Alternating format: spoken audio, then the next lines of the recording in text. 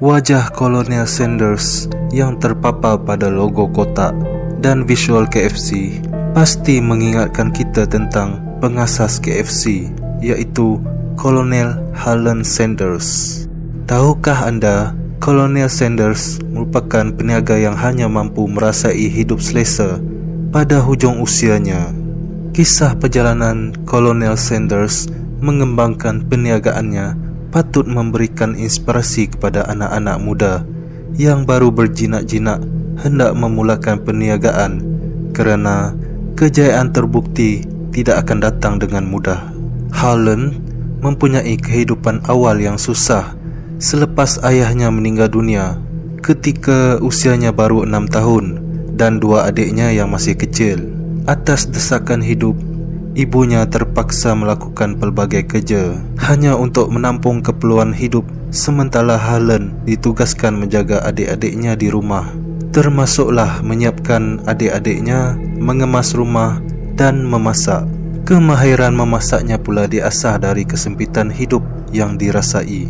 Tidak cukup dengan itu, Harlan telah mula bekerja pada umurnya 10 tahun untuk memastikan belanja rumah mencukupi.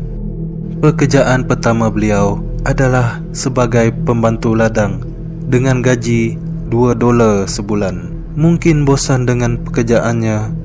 Pada usia 16 tahun, Harlan memalsukan dokumen pengenalan diri lalu menyertai tentera. Harlan tidak kekal lama dalam tentera selepas ditugaskan di Cuba selama 3 bulan sebelum perkhidmatannya ditamatkan, dan dia memulakan hidup di Alabama dengan melakukan pelbagai jenis pekerjaan bagi menampung hidup, dan Harlan juga pernah mencuba nasib sebagai peguam sebelum bertumbuk dengan anak guamnya sendiri di dalam mahkamah. Dia juga pernah menjadi bidan bersalin kerana pada waktu itu ramai orang tidak mampu mengupah doktor.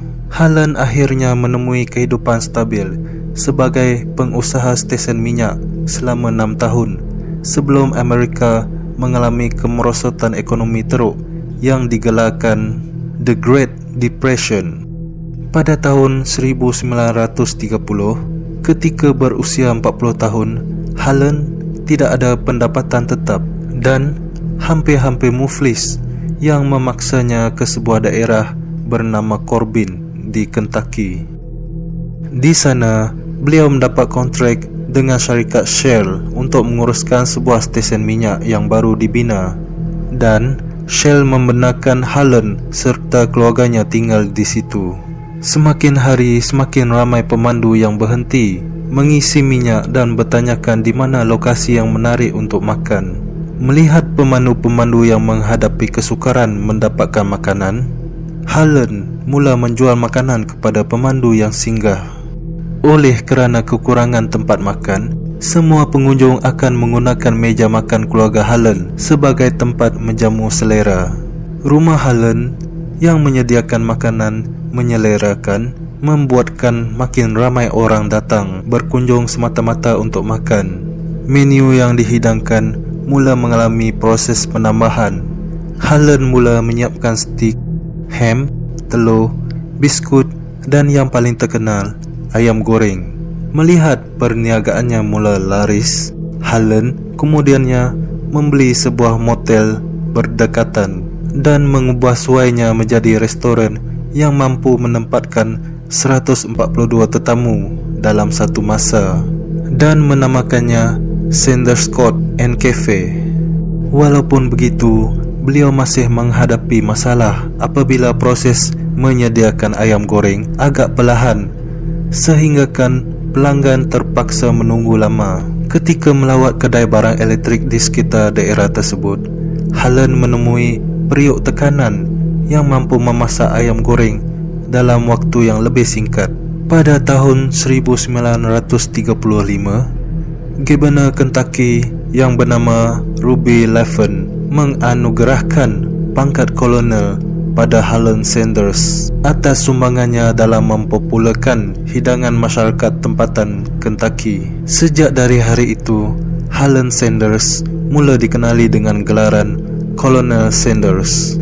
Namun, nasib tidak menyebelahi Kolonel Sanders. Apabila pada awal 1950 lebuh raya baru dibina, mengakibatkan orang ramai tidak lagi melalui jalan di mana restorannya berada. Menyedari hakikat yang perniagaannya perlu berkembang keluar, Kolonel Sanders pada ketika itu sudah berusia 62 tahun, menjual semua asetnya dan mula berkelana mencari pengusaha yang mahu menggunakan resipi ayam goreng beliau untuk dijual di restoran mereka.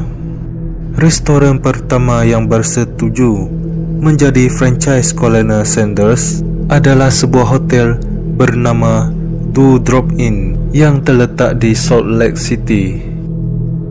Pada tahun 1952, Kolonel Sanders berjaya menjual franchise-nya kepada lebih 200 cawangan lain di serata Kanada dan Amerika Syarikat.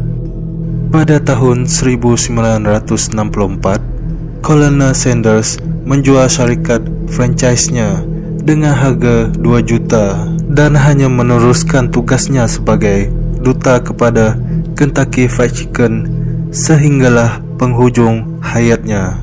Kolonel Sanders didapati menghidap penyakit leukemia pada Jun 1980.